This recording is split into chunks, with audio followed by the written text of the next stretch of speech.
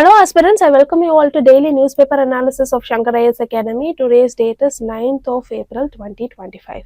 Displayed here are the list of articles that we are going to discuss today. In this first article, we will be discussing about CAPTCHA, how it evolved, what are all the limitations and way forward for it. And in the second article, we will be discussing about PaRRVA and what are all the new guidelines or the framework given by SEBI. And in the third article, we'll be seeing about the basics about Agasthyamalai Biosphere Reserve. And finally, we'll be seeing about Jaya Maha Bodhi temple, which is in Sri Lanka. It is a news because our Prime Minister Narendra Modi has visited the place. So we shall see all the articles from the prelims perspective. Without any delay, let us get into the first article discussion. Now look at this news article. This news article talks about CAPTCHA. Now currently CAPTCHA is in news because a lot of hackers, they are using CAPTCHA, especially fake CAPTCHA, to distribute Legion loader malware. So this Legion loader malware is nothing but a tool that will be uploaded into your system or your mobile phone. So this particular tool, what it will do is it will download n number of, or it will install n number of malicious browsing extensions that will steal your user data. So this is what this is why CAPTCHA is in news recently, and this particular topic, it can be asked in both prelims as well as mains. In prelims, it will be asked under current events of national importance and general science, and in mains it will be asked under GS paper 3 under science and technology. So with this, we shall look into the basics of CAPTCHA. CAPTCHA, it can be expanded as completely automated public Turing test to tell computers and humans apart. So as the name itself suggests, the very basic idea of CAPTCHA is to distinguish human as well as robots and bots. And it is actually a security mechanism that will distinguish human from bot.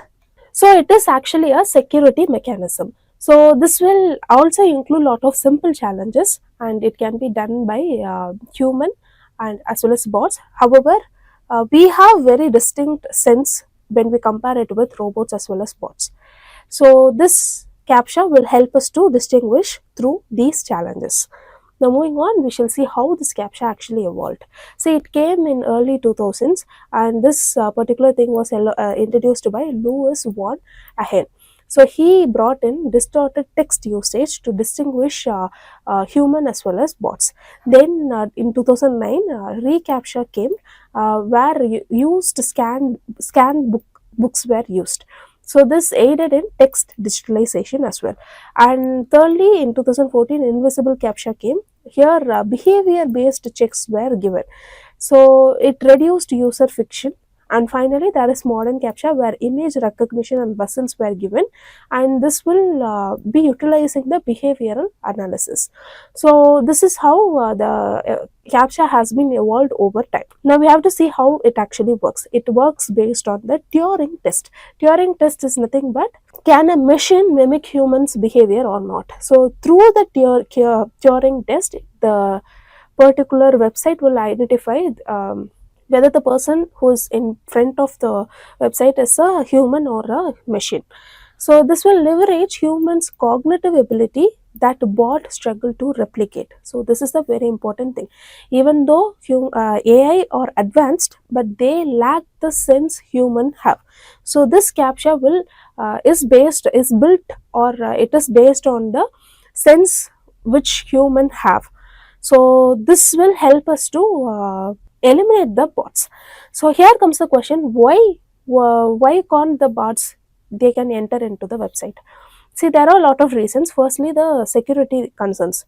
So there are a lot of millions of data being circulating in the internet as well as the website. There are cookies that has been collected. So everything will be inside the website securely. So if a bot is entering, there will be security breach in the first place. Secondly, imagine there are ticket booking websites. A bot can enter inside, and it can entirely book the entire screen. So what will happen is, next, using that, any human who is using that bot, they will sell that ticket for higher rates through other persons.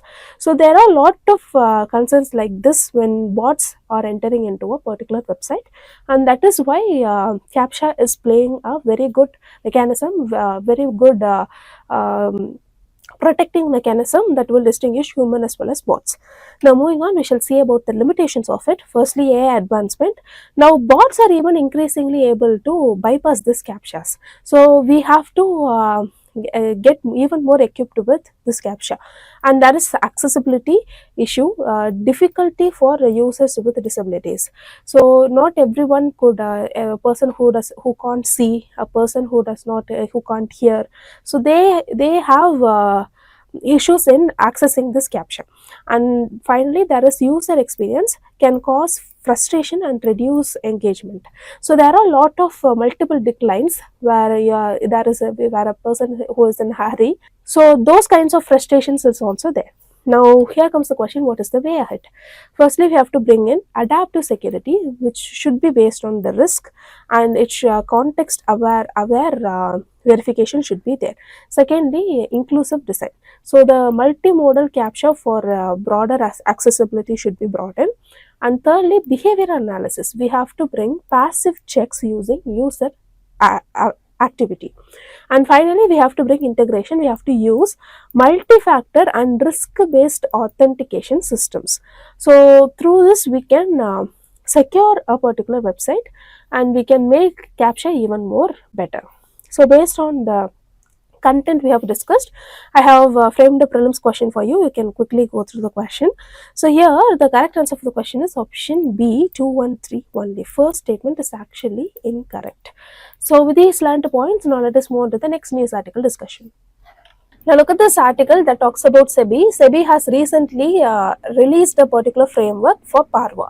PaRRVA can be expanded as Past Risk and Return Verification Agency. So from prelims perspective, you have to learn about what is this PaRRVA, what is the purpose of it. Then you have to also learn what are all the framework is about. So this particular topic, it can be asked even in mains under Indian economy, under mobilization of resources, government budgeting, SEBI reforms and investor protection mechanism. So here comes the question, what is PaRRVA?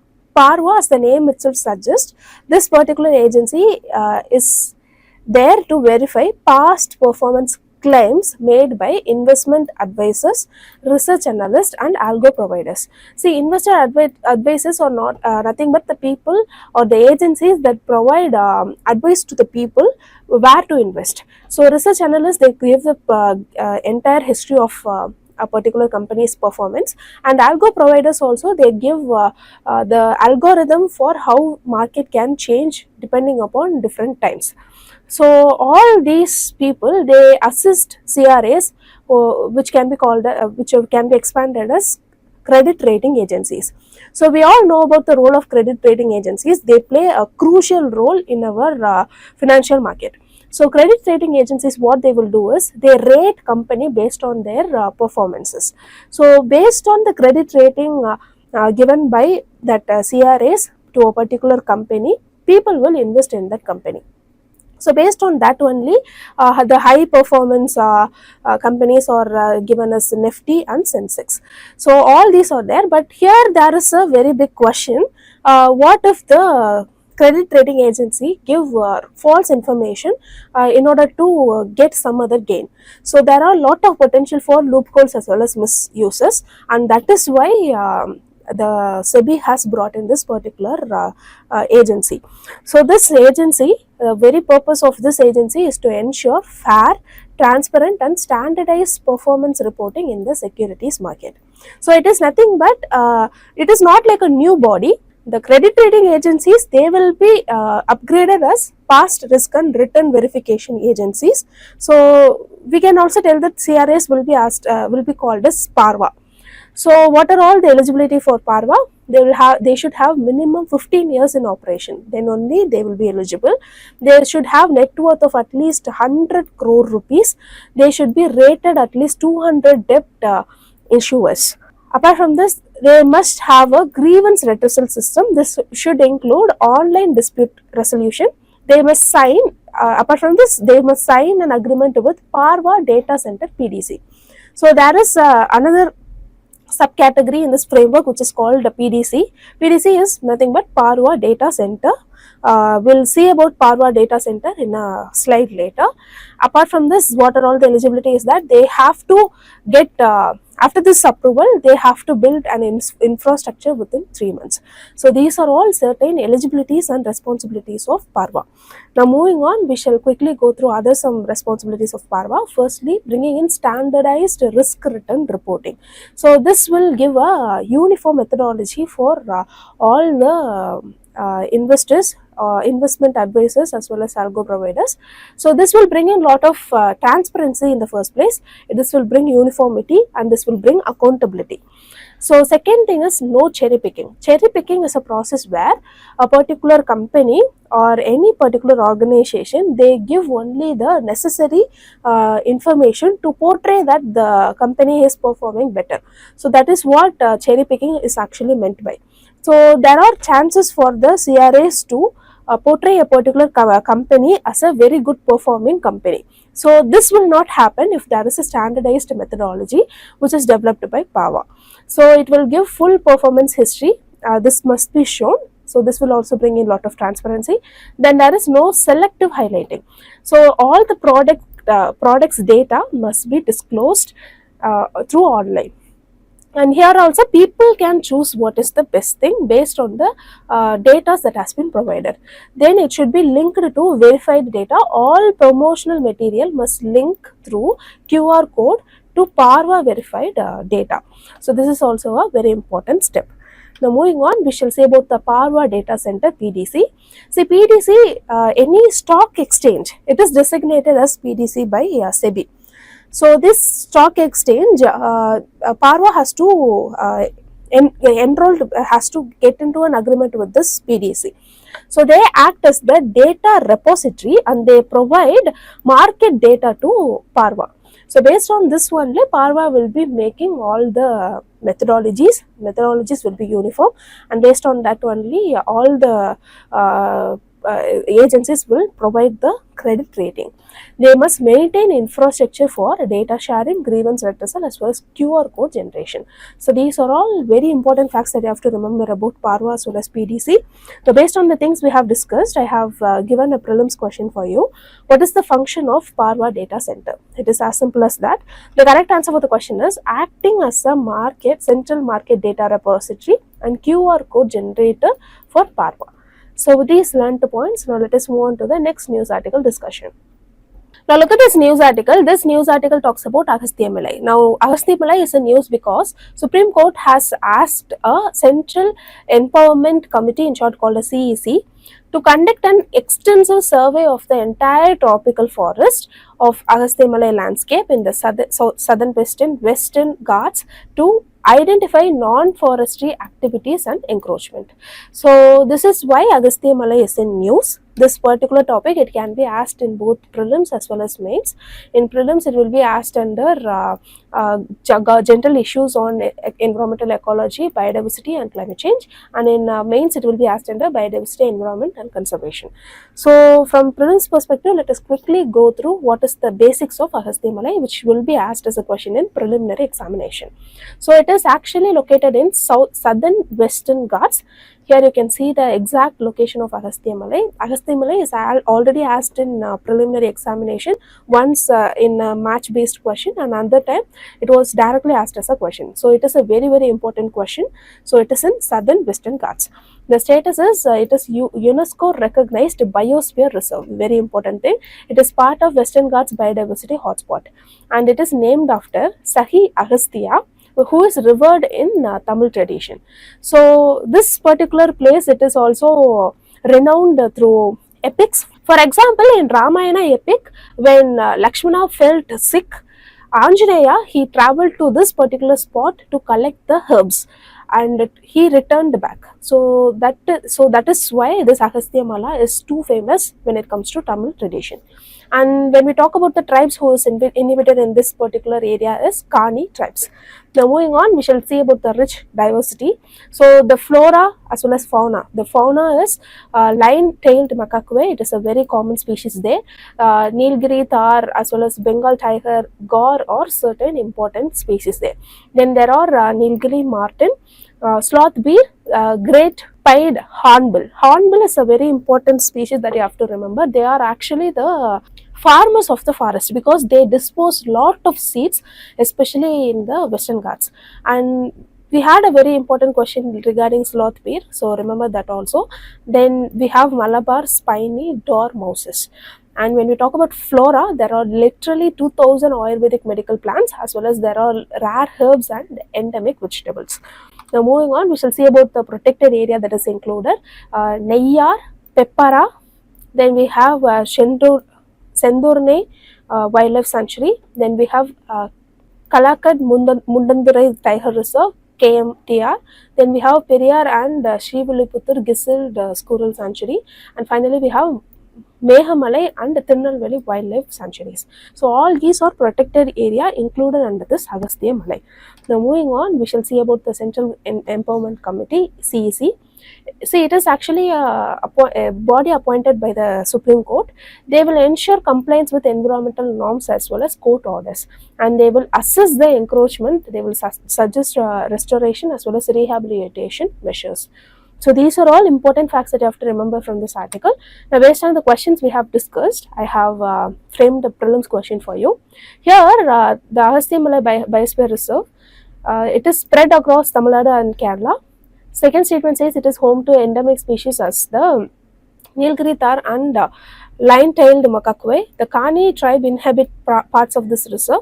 It is recognized by UNESCO as part of global geopark networks. The correct answer for this particular question is option B, 2 and 3 only. So with these learned points, now let us move on to the next news article discussion. Now look at this news article. As the title itself hints, this article talks about our Prime Minister's recent visit to Sri Lanka. So during his visit, he has recently visited Jaya Maha Bodhi temple at historic city of Anuradhapura. So from prelims perspective, let us quickly go through certain key points from the article. So we shall start with what is this Mahabodhi. So the Jaya Mahabodhi temple is actually the oldest living cultured plant in the world, and it is believed to have grown from a branch of Bodhi tree in Bodh Gaya. So the Bodh Gaya is the place where Mahabodhi or Gautama Buddha, he got enlightenment, and from there a particular branch has been brought to Sri Lanka, and it has been planted there, and currently it is the oldest living plant in the world. The branch was brought to Sri Lanka by Sangamita, who is nothing but who is none other than Ashoka's daughter. She is actually a Buddhist nun during the 3rd century BCE. So the Sangamita's arrival with the tree, actually they celebrate this day as a special day, and it led to the beginning of Buddhism in Sri Lanka. So apart from this incident, there are certain incidents that led to spread of Buddhism in Sri Lanka. Let us quickly go through them one by one. Firstly, the Third Buddhist Council. See, this happened during regime of Ashoka. We all know that it led to the decision to send missionaries to spread Buddhism across the world. And Mahinda, who is Asoka's son, he introduced Buddhism to Sri Lanka and converted King Devanampiya Tissa as a Buddhist. And we have Sangamita. She travelled to Sri Lanka at the request of King Tissa and her brother Mahinda, and her arrival is celebrated annually as Uduvapa Poya, or the full moon night in December. Now moving on, we shall see about the historic place Anuradhapura.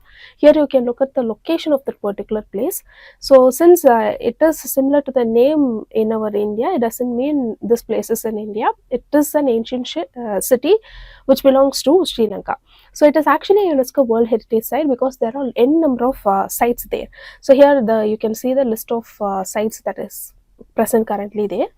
So it is founded around 4th century BCE by King Pandugabaya, and it is the capital city of Sri Lanka from 377 BCE to 1017 CE. And it is known for ancient monuments, monasteries as well as palaces, and major pilgrim center for Buddhist. So these are all very important facts that you have to remember from this article. So based on the things we have discussed, I have framed a prelims question for you. Consider the following statement about Jaya Mahabodhi tree. So since it is in news directly, it can be asked specifically like this. 3 statements are being given. First statement says it was brought from India by Mahinda, son of Emperor Ashoka. Second statement says it is a branch of the original Bodhi tree under which Bodha attained enlightenment. Third statement says the tree is located in Kandy, which is in Sri Lanka. The correct answer here is obviously option B, 2 only. So with this, we came to the end of the news article discussion. If you like the video, hit like, do comment, and don't forget to subscribe to Shankar IAS Academy YouTube channel. So thank you so much for listening.